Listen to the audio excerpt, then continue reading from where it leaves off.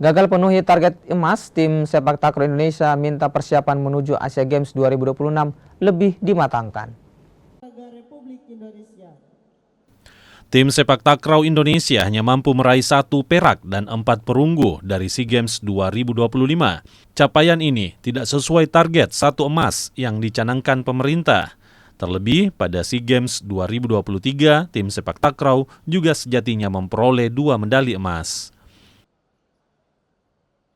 Tiba di tanah air Minggu malam, Wakil Kapten Tim Sepak Takraw Indonesia, M. Hardiansyah Mulyang bilang, persaingan di kawasan Asia Tenggara kini lebih merata.